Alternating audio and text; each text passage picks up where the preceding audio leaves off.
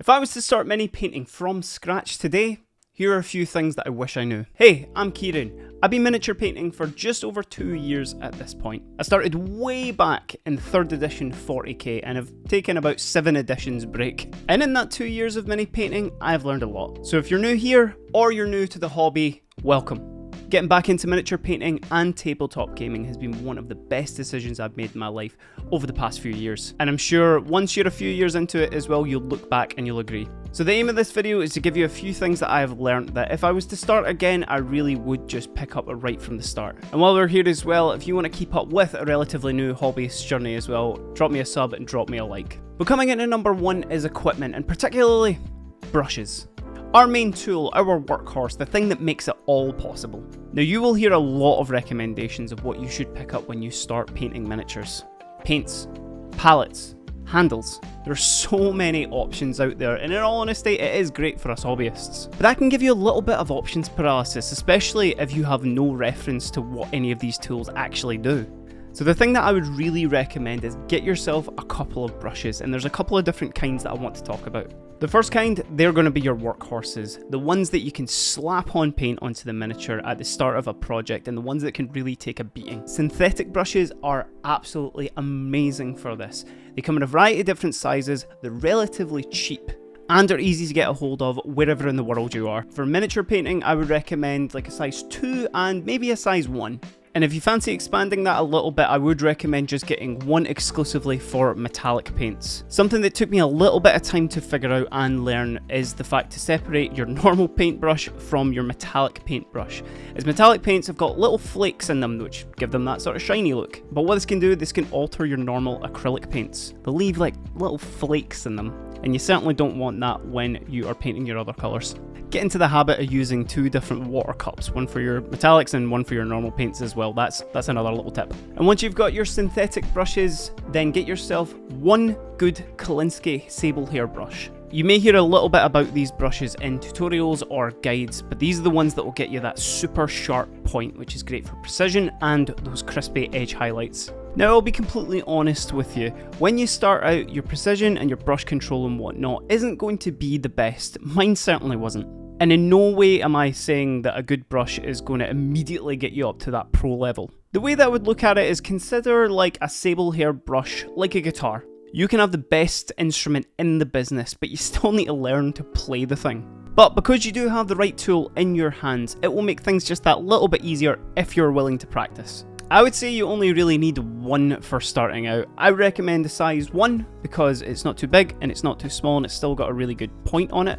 But if you do want something that is super small and super precise, then a size 0 is great. Also, one more thing as well, get some brush soap and learn how to clean your brushes. It will make them last 10 times as long. Moving on to point number 2, and it is to have test miniatures. Now hear me out, I get it, the plastic addiction is an expensive one, but I'm not talking about going out and getting a whole ass dreadnought to practice on.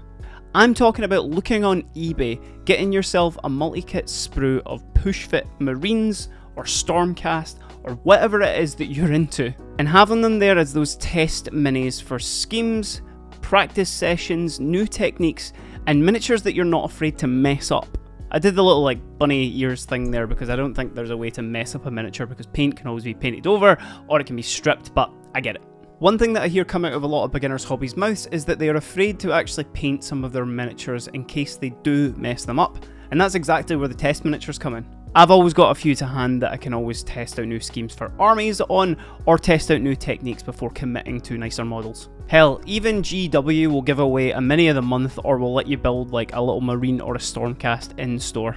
So go grab a couple and slap some paint on them. Number 3, we're circling back to equipment, but this time we're talking about lighting. As a new hobbyist, you've probably only got a small space with which to paint your wee guys in. Maybe like a kitchen table or a little section of a desk if you're lucky. One thing I really neglected to think about when I started was how much lighting would impact my painting. Who would have thought? What you will want is a nice direct source of light, ideally from above.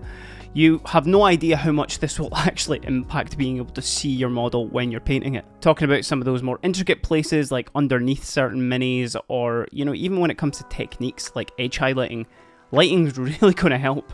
Hobby lamps can really get up there in price, but much like everything on this list, let's not jump in with the pro choice just yet. There are a bunch of desk lights that actually can clamp onto surface, which makes it really easy if you don't have a permanent setup as well.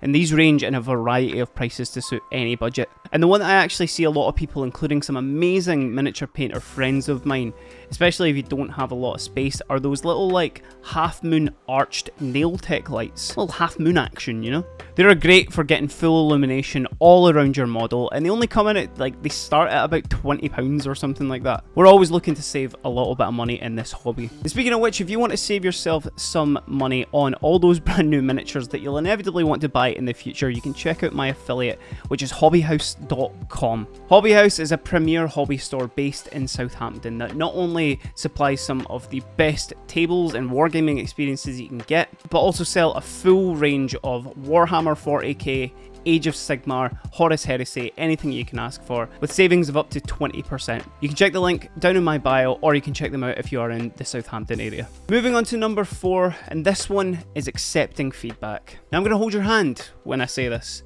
but when someone says that you can try something new or work on a technique on your miniature, they're not saying your paint job is rubbish.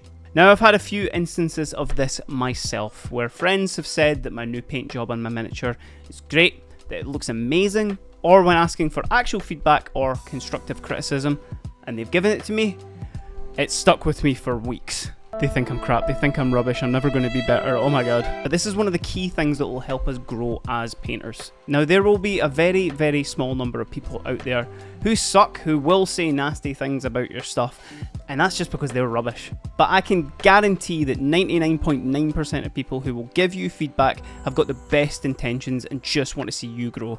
Because what they'll do is they'll bring it up from a different set of eyes. They will tell you about a new technique that might work, or even like something like a new colour. We are proud of our creations, and so we should be, but if you've ever got dreams of aspiring up to a competition level painter, then learning to accept feedback will get you so far. Now, moving on to my last point, it's somewhat connected to the last point there, but man, go easy on yourself. I see far too many hobbyists putting themselves down with their painting. This is usually from comparing themselves to S-tier GOAT artists that we see on Instagram. You know the ones. An old saying, and in fact something that somebody reminded me of on a recent live stream, to which you should totally come and hang out in, is comparison is the thief of joy. And I couldn't agree more. Daily reminder to myself is that this hobby is for me. It's my minis, it's my games, it's my hobby. And yes, absolutely, take inspiration, have goals, push yourself, but never ever diminish your style or your skills in comparison to other people. Because ultimately, there will be someone out there, probably several of thousands of people out there, that will look at your work and look at your output, and they will be the one aspiring to be like you. So seriously, go easy on yourself, bud.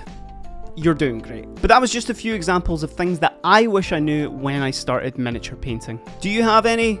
Let me know down in the comments, and while you're down there, give me a like, give me a subscribe, because you can keep up with my journey and ultimately maybe see what I wish I knew 4 years into this hobby, 6 years, 10 years, who knows. You can check out all of my projects over on my Instagram page, and I also stream on YouTube and Twitch 3 times a week, so come hang out. Until then, take care of yourself.